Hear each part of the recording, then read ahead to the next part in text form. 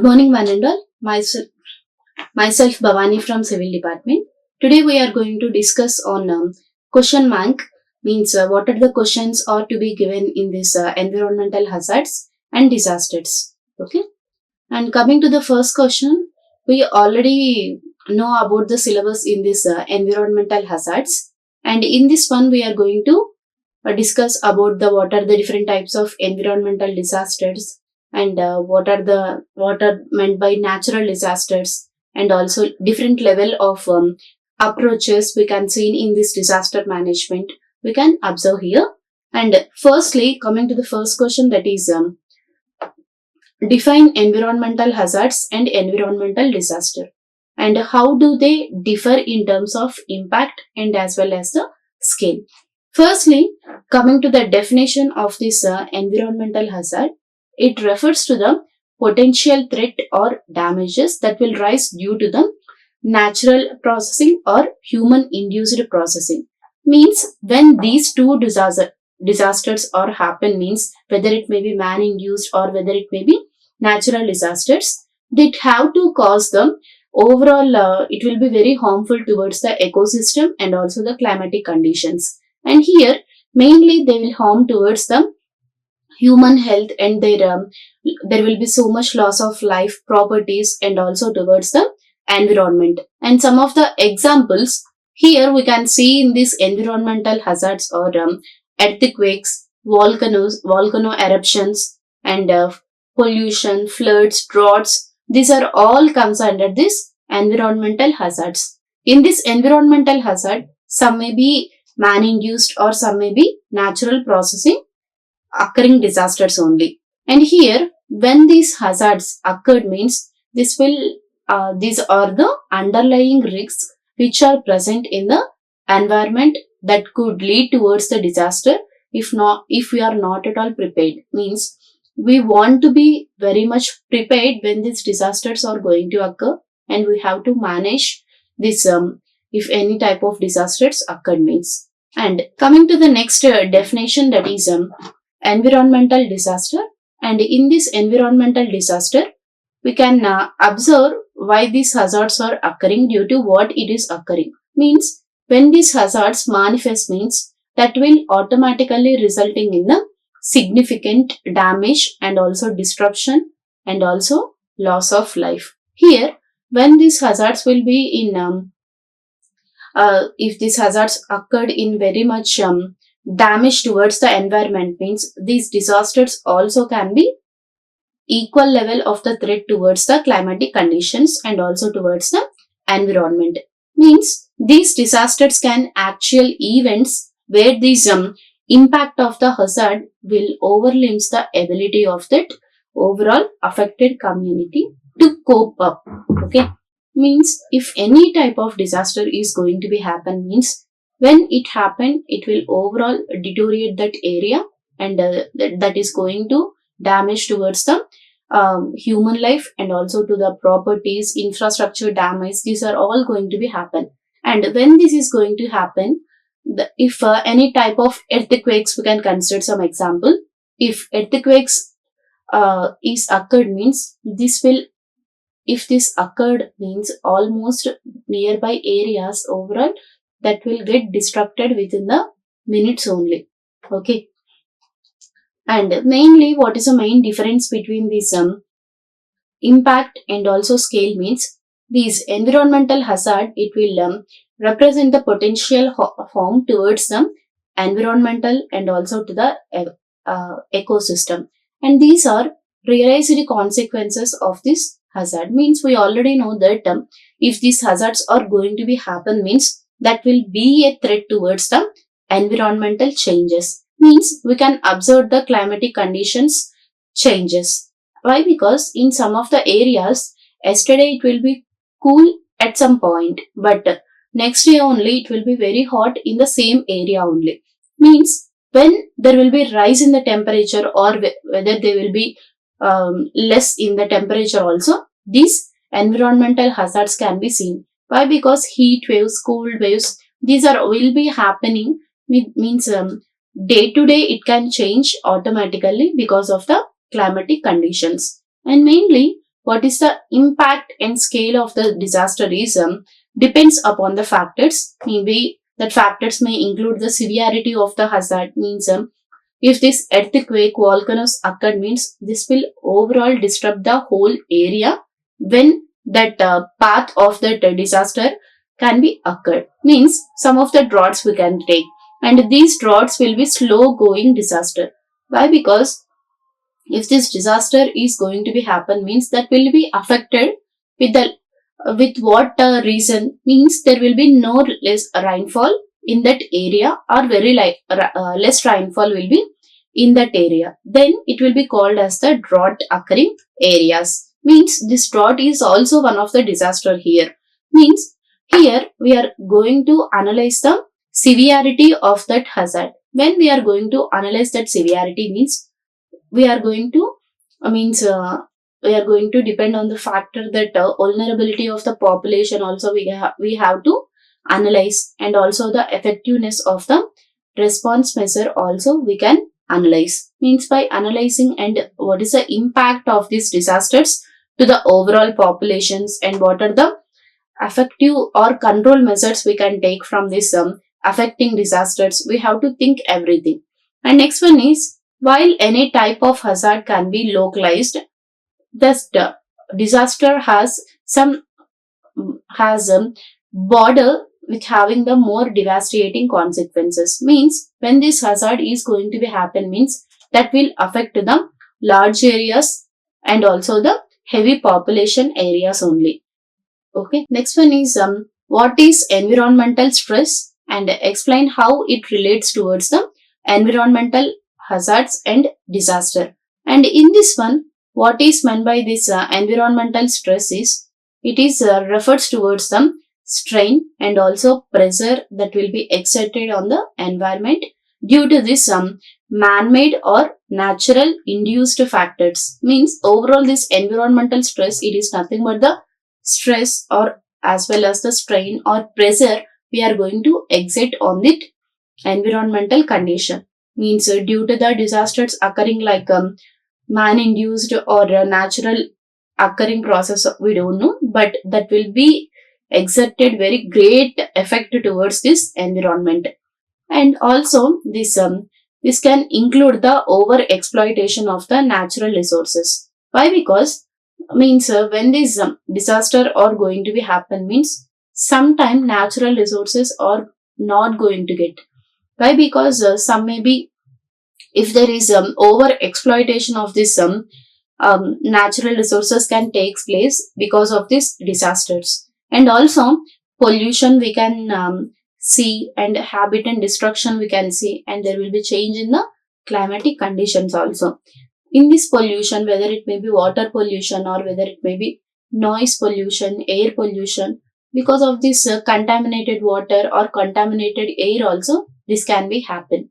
And mainly in this environmental stress, it will weaken the resilience of ecosystems. Means if any disaster is going to be happen, means that will automatically weaken the overall ecosystem resilience here. Means by doing this one, we are making them more susceptible towards the humans here. And in this one, if these hazards are going to be occurred, means that will automatically weakens the ecosystem. If the ecosystem is going to be damaged, means that will be very much damage towards some human life as well. Means what is the relation between these environmental hazards and disasters is, these environmental stress can exacerbate the impact of environmental hazards, which making it more likely to escalate into disasters. Means we know when these hazards and also disaster happening, means automatically that will escalate the overall environmental stress towards the human conditions and their daily life, and there will be so much loss towards the economy, environmental condition. These are all the huge loss towards that one. And for example, we can take deforestation. This deforestation is the environmental stress, we can say. Means if this deforestation is going to be occur, means that can increase the risk of landslides. during the rainfall here. Means when there is a heavy rainfall means and at that time only if we do any type of deforestation, here we can just assume that environmental stress is the deforestation. Mainly it can increase the risk of the landslides. These landslides are going to be occurred during the heavy rainfall. Means these landslides we can say that environmental hazard, and due to this environmental stress and also environmental hazard, this will lead towards the disasters here. And so mainly this environmental stress is crucial for reducing the likelihood of the severity of these disasters. Means if the environmental stress we are doing means, of course we are going to welcoming these disasters also. Next one is what is environmental. Next one, that is compare and contrast the human ecology approach, landscape approach, ecosystem approach, and also the perception approach in the study of environmental hazards. Means we already know about these environmental hazards, and in this one, what are the different approaches we are going to consider in this in the study of this environmental hazard. Firstly, that is human ecology approach, and in this human ecology approach, this will be mainly focuses on the relationship between humans and also the environment. Means ecology, ecosystem is going to be damaged because of this disaster here, as well as humans are also going to be going to face the losses because of this disaster, whether it may be in the case of life or whether it may be in the case of properties as well. Mainly in this approach, we are going to focus on this relationship between humans and also the environment.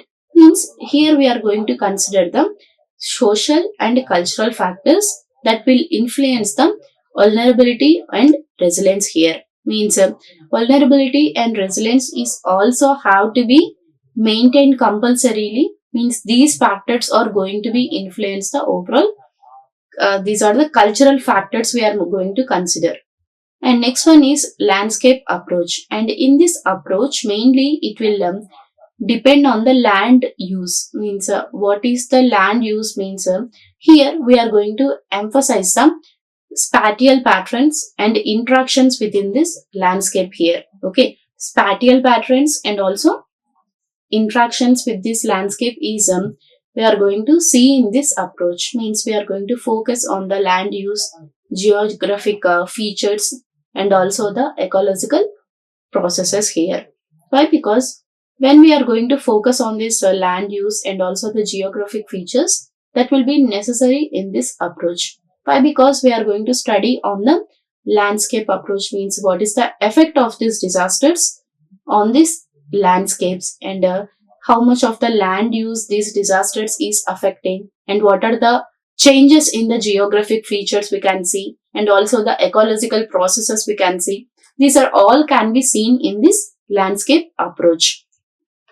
And next one is ecosystem approach. Mainly in this approach we are going to see what is the effect of this ecosystem approach because of this environmental hazards. Mainly here we are going to emphasize the interdependence of the natural systems and how we are going to mitigate this type of hazards, whether it may be natural hazards or whether it may be man-induced hazards. Here we are going to think about the mitigation process of this environmental hazards, and we have to reduce the damage of this ecosystem in this for the study of this approach here. Means only we are going to consider on this ecosystem approach only. Next one is perception approach. Means here we are going to think about how people are going to perceive and also respond towards this risk. Means how people are taking these disasters and how they are going to respond towards this risk. And we are going to highlight here the importance of the cultural, social, and also the psychological factors here.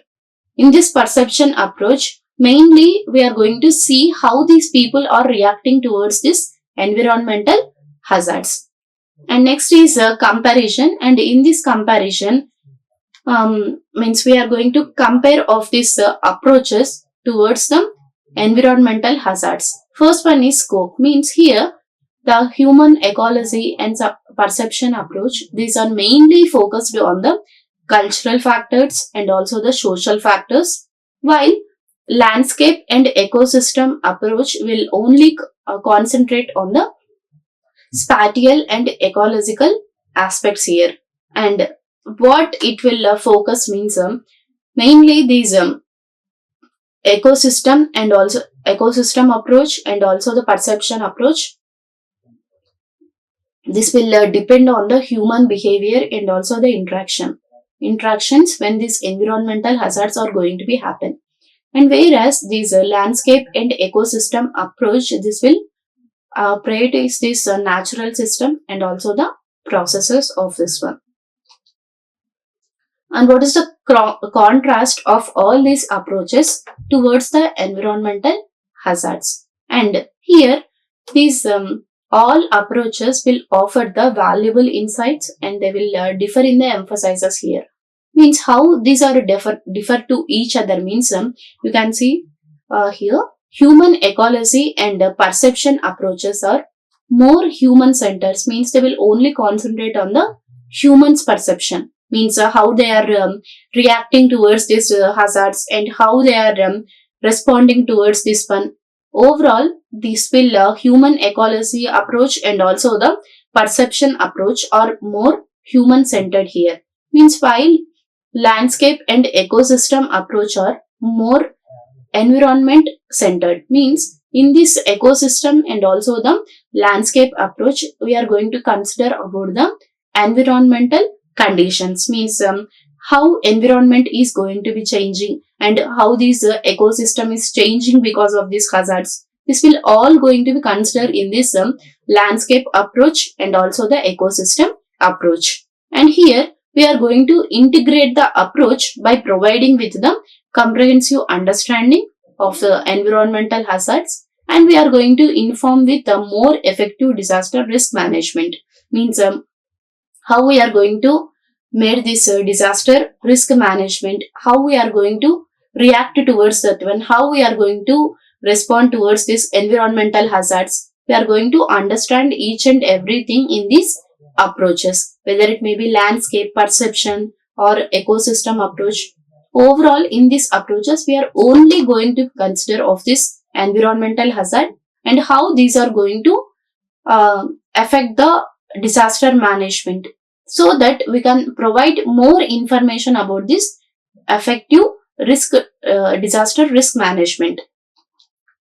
And next one is next question is how can the concepts of environmental hazards and disasters be applied in geographical research to improve the disaster risk management? Here, geographical research is very much critical in understanding and management the environmental hazards and as well as the disasters. Means this will already these going to be considered about the geography of our earth conditions, means how our earth is going to be changed because of this environmental hazards and also environmental disasters. In this one, first one, following out the concepts we are going to apply for this geological research based on this environmental hazards and disasters. In this one, risk assessment can be identified here. Means here we are going to identify the areas which are disaster prone areas by mapping them only environmental hazards and also accessing of this vulnerability of this population and infrastructure we are going to define. Why? Because if one area is disaster prone area, means we have to calculate the overall land area and also how many populations they are living in that one and how the construction can be done in that areas and what is the we are going to assess this vulnerability of that population also in this risk assessment. Means before this disaster only we are going to assessment that risk, means when this disaster are going to be happen, how we are going to assess this risk also, means whether in case of this infrastructure or whether in KB population also. Next one is land use planning, and in this land use planning we are going to informing the decision on this land use and how to develop to minimize this exposure towards the hazards as well as the disaster to reduce the environmental stress here. Means for the reduction of this environmental stress, we are going to make the decision on this land use and also to develop to minimize the exposure towards this hazards. Means we can't do the deforestation in that disaster prone areas, and also some of the changes we have to make. So that by doing this land use planning, we can be very much prepared towards this environmental hazards as well as the disasters. Next one is mitigation strategies. Means we are going to think about the mitigation, means how we are going to mitigate these disasters by using the sufficient factors. Means by thinking about the factors like if we are going to construct any type of infrastructure, we are going to follow the building codes, and also we are going to, by restoring the ecosystem also, we can mitigate this type of disasters. Means by doing the reforestation or by doing the by growing of this vegetation also, that will be very much effective towards the reduction of these disasters. And next one is sustainable development, and here we are going to promote the practices that will reduce the environmental stress, and this also enhance the resilience of ecosystems as well as the communities. Means here we have to develop the overall ecosystem, and we have to view the preparedness towards the communities and how we are going to reduce this environmental stress. What are the practices we can do to reduce the environmental stress? We have to think about that, and also we have to develop that kind of things here to reduce the disasters. Next one is disaster preparedness, and in this preparedness we are going to give the public awareness and also preparedness to the people when they are going through this risk communication, and we have to educate them based on the understanding of the hazards. Means stress as well as the perception. Means how these disasters can wipe out their areas and how they are going to lose their lives. They know everything when these disasters are going to be happen, but they also have to know about how they are going to face that type of disasters and how they have to be prepared when these disasters are coming towards their area. So that they can be very much prepared, and also they can take precautions for this disasters or hazards when they are happening. Next one is explain the perception approach to environmental hazards. How does public perception influence the disaster preparedness and response? And in this one, perception approach, we are going to focus on how individuals and also the communities, these are pursue the environmental hazards and also the risk. Means some perspective can be given when these environmental hazards as well as the disaster are going to be occur. Namely, it will examine the factors, means that shape the public perception, such as cultural beliefs and also personal experiences and also the media influences. Means some of the rural peoples, they can't know in this part of the world there these disasters are happening. So if we involve in with this media, means they will just telecast the news in the overall towards the world. In this area this disaster is happening. Means obviously that will create awareness among the people. Means here disaster is happened, means this much of people they died at that time. Means what is the precautions government take at that time. Means these are all can be known by the people, normal people, by just watching the television or by just seeing the social media also. Means it can easily examine the overall factors that will shape the public perception here. Means how they are going to think and how they are going to be prepared when these disasters are going to be happen. So in this perception approach, these all can be think by the people. Okay.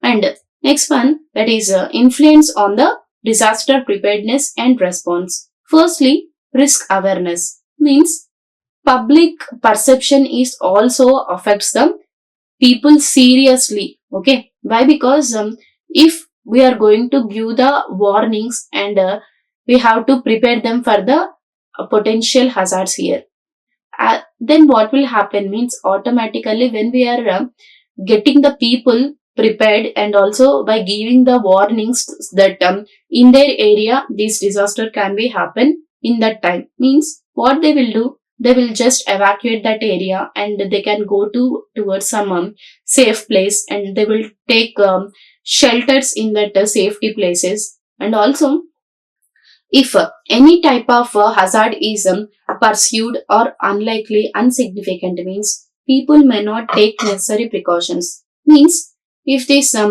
disaster is destroyed their overall area means then only they get to know how much of this disaster is dangerous or not. So we have to know about we have to give awareness to the people if this disaster happen, how it will happen and how much of the population will be lost at the time of these disasters. Next one is behavioral responses. Here, these also perception influences the how these individuals respond towards the disaster. Means we have to educate the people and also we have to give the public awareness towards the people when this disaster are happening and how they can save themselves from these disasters.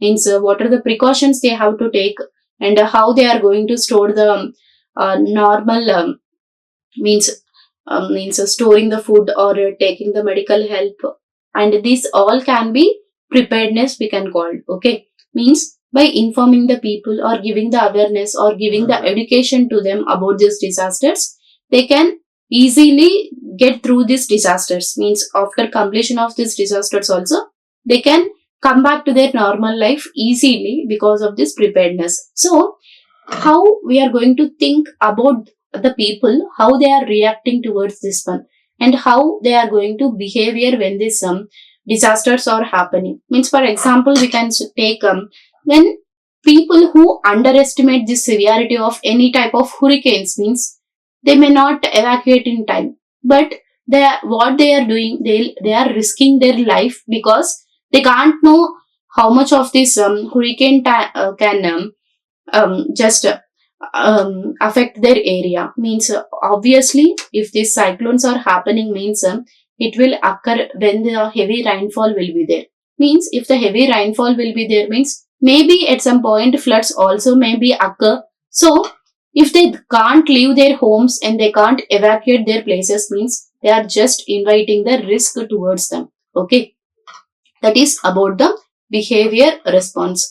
Next one is community engagement. Here we have to understand the public perception and this will also helps in the designing effective communication strategies that will encourage the proactive disaster preparedness and also the response here. Means public perception is very much important and when public response towards this disaster means that will be designing, we can government can design and also helps in designing for this effective communication strategies, and this also encourages the proactive disaster preparedness as well as its response. Means how people are responding to it and how they are prepared towards this disaster, we can know about this one. And next one is discuss the ecosystem approach and its relevance to managing environmental hazards and disasters. And here in this ecosystem approach, it is the holistic method that will only focuses on the management of the ecosystems. Here ecosystem is damaged means that will be a great impact towards the environmental conditions.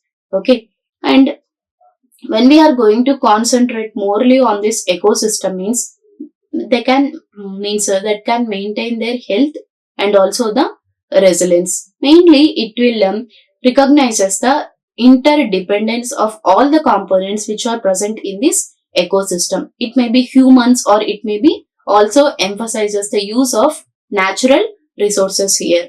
And next point is relevance to and managing environmental hazards and disaster. Here, resilience building means here a healthy ecosystem or more resilient to hazards that will reduce the likely system of our disasters also. Means for example, we can take this maintaining the coral reefs. This can protect us from the storm surges. So coral reefs can be very much used at the time of these storm surges. Next one is risk mitigation, means how we are going to mitigate this risk from the ecosystem. Means ecosystem based management practices like wetlands restoration or forest conservation or reforestation. This can all, by doing all this one, we can reduce the severity of these hazards like floods and also the landslides or sometimes droughts also. Okay, means if you are going to just to do the afforestation, means automatically these droughts are going to be decreased. Okay. Next one is sustainability. Here we are going to ensure the sustainable use of these resources, and when we are going to ensure the use of these resources, means it will prevent the environmental stress and that will reduce the overall vulnerability of both ecosystem towards these hazards. Means how this ecosystem can be damaged because of this disaster we know, but when we are going to reduce the vulnerability of this extra ecosystem to hazards, means that will prevent the environmental disasters as well as the environmental stress we can reduce there. Next one is explain the relation between environmental hazards, environmental stress and environmental disasters. What is the relationship in between these words? Means first one, that is environmental hazards, and in this environmental hazards, these are actual potential threats towards that can be harmful towards the human life and as well as the properties, and also there will be damage towards the ecosystem also. And here in this environmental stress, it will weakens the resilience of ecosystems. Why? Because if this ecosystem is going to be weakened, means that will be big blow towards the vegetation cover and everything, and that can be making them more vulnerable towards this their hazards, that is called as the environmental stress. And next one is environmental disaster, and in this environmental disasters, if these type of disaster occur, means when a hazard impacts the stressed environmental, means of course that will lead towards the significant damage to the environmental, social and also economical damage towards our human lives. Okay. Next one is